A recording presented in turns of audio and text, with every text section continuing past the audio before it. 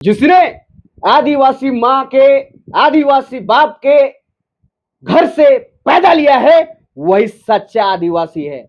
बहालिंडा निशा भगत होता कौन है किसी को सर्टिफिकेट देने वाला? ना मेरी कोई हैसियत है, ना निशा मैडम की कोई हैसियत है।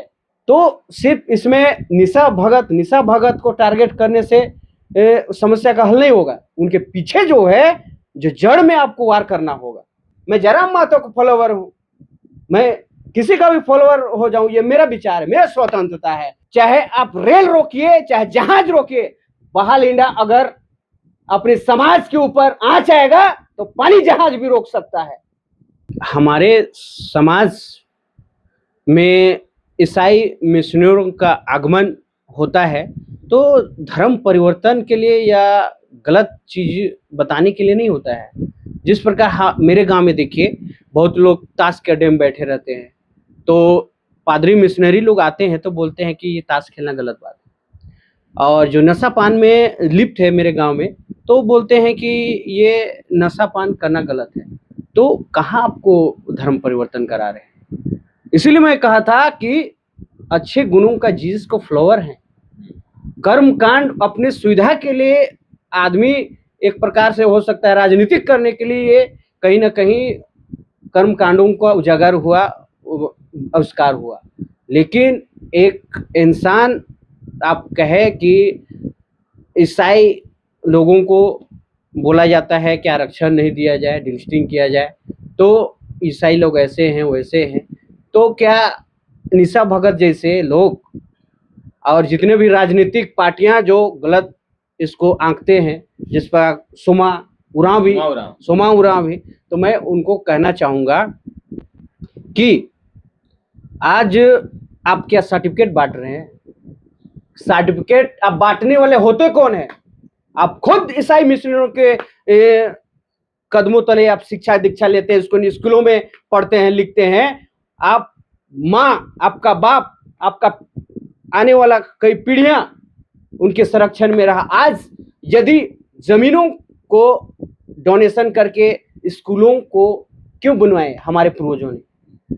तो कहीं ना कहीं वो समझदार थे, भले वो पढ़े लिखे नहीं थे, लेकिन ईसाई मिशनरियों का सच्चाई से वाकिफ है कि ये लोग रहेंगे तो हमारा समाज, हमारा भारत, हमारा देश का ऋण, जो शिक्षा रूपी एक ऋण है, उसको बीज के रूप में हमारे देश में सुदृढ़ करने का काम करेंगे। तो इन्हीं सब बातों को लेके आज मिशनरियों का आगमन हुआ हमारे राज्य, हमारे गांव में, और अच्छे स्कूलों का आविष्कार हुआ। आज यदि वही जमीन को आप बेच देते हैं, अगर वहां पर स्कूल नहीं बना होता, आप उस जमीन को बेच दिए, जिस प्रकार रांची बिहारियों से भर गया, बाहरियों से भर गया, तब उस आपको क्या लाभ होता? तब आप दाई धंगरी खटने जाते, आप उनका बाथरूम साफ करने जाते, टॉयलेट साफ करने जाते, उनके कपड़ा मांजने जाते, बर्तन मांजने जाते, तब अच्छा होने से हाँ वो बहुत अच्छे लोग हैं।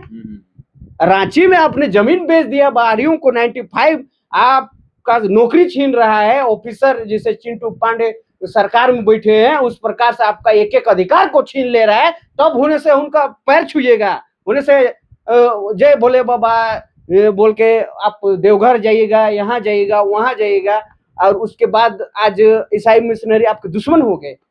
जो इस समाज का ऋण है, जो ये देश का ये ऋण है, जो शिक्षा के क्षेत्र में, चाहे स्वास्थ्य के शिक्षा में आज एक नंबर में है। आप बेलोर कभी चल जाते हैं, कभी एम्स चल जाते हैं, वहाँ किनका सुविधा पढ़ लिख के, किनके शिक्षित होके आप वहाँ पर अपने लोगों को देखते हैं।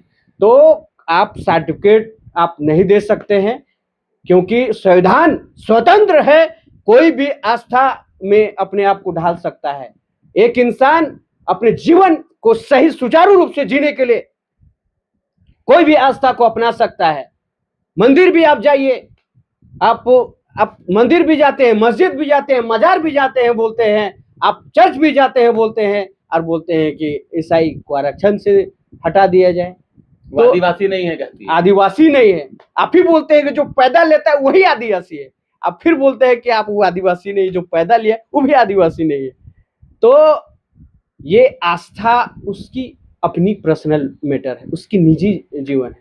मैं अगर धोनी का फैन हूं तो मेरा पर्सनल मैटर है। मैं यदि जयराम का फैन हूं तो मेरा पर्सनल मैटर है। यदि मैं हेमंत सोरेन का भी है, छाती में एक बार नाम लिखा था मैं, जिसमें एडी का ये छापा पड़ा था ना, यहाँ पर हेमंत सोरेन है तो हिम्मत है, तो वो लगा था कि मेरा आदिवासी भाई खतरे में है, तो उसके लिए जिंदाबाद नारा लगाए, उनको बचाया जाए। तो क्या मैं उसका गुलाम बन गया? जयराम मातो का मैं गुलाम बन गया? ये धोनी का मैं गुलाम बन गया? वो मेरे विचारों का मैं गुलाम हूँ। उसका धर्म जाति क्या है उससे हमको क्या मतलब, उसकी क्या आस्था है उससे क्या मतलब, मैं उसको बोलने वाला होता कौन हूँ? बहाल इंडा निशा भगत होता कौन है किसी को सर्टिफिकेट देने वाला? ना मेरी कोई हैसियत है, ना निशा मैडम की कोई हैसियत है। यदि जो उनको चढ़ा रहे हैं, जो बढ़ा रहे हैं, जो ट्रेनिंग दे रहे हैं, चाहे सोमा उरांव जैसे लोग हो सकते हैं, तो आप ये कीजिए ना, आप उनको विधायक बना के देखिए, आप उनको अच्छे पदों में दे के देखिए, तो एक प्रकार से उनको इस्तेमाल किया जा रहा है और रोटी कोई और सेक रहा है, दूसरे के कंधे में बंदूक रख के कोई और चला रहा है। तो सिर्फ इसमें निशा भगत को टारगेट करने से समस्या का हल नहीं होगा। उनके पीछे जो है, जो जड़ में आपको वार करना होगा। तो यही मैं कहना चाहूंगा कि सभी स्वतंत्र है, अपनी आस्था क्या करेगा, मंदिर जाएगा, मस्जिद जाएगा, मजार जाएगा, आप जाइए, आप सर्टिफिकेट देने वाला कोई होता नहीं है। संविधान उसको स्वतंत्रता देती है कि आप जिसमें आस्था, जिसका फ्लोवर बनना है, चाहे जीसस का बनिए, चाहे राम का बनिए, चाहे बजरंगबली का बनिए, चाहे ये मोहम्मद साहब का बनिए, वो आपका विचार है। मैं जयराम मातो का फॉलोवर हूं, मैं किसी का भी फॉलोवर हो जाऊं, ये मेरा विचार है, मेरा स्वतंत्रता है। मुझे संविधान ये अधिकार देती है मैं किस में आस्था रखूं। तो आदिवासी वाकई में पैदा लेता है, मैं बोल देना चाहता, वो आदिवासी पैदा लेता है, और बहाल इंडा भी पैदा लिया है, और जो चर्च जाता है वो भी पैदा लिया है, और मस्जिद जाता है वो भी पैदा लिया है, और जो भी जाति धर्म आस्था में अपनी आस्था दिखाते हैं, सबने आदिवासी माँ के कोख से पैदा लिया है। मतलब वो आदिवासी है। यस, जिसने आदिवासी माँ के, आदिवासी बाप के घर से पैदा लिया है, वही सच्चा आदिवासी है। और आप ट्रेन रोकिए, चाहे आप रेल रोकिए, चाहे जहाज रोकिए, बहाल इंडा अगर अपने समाज के ऊपर आंच आएगा तो पानी जहाज भी रोक सकता है।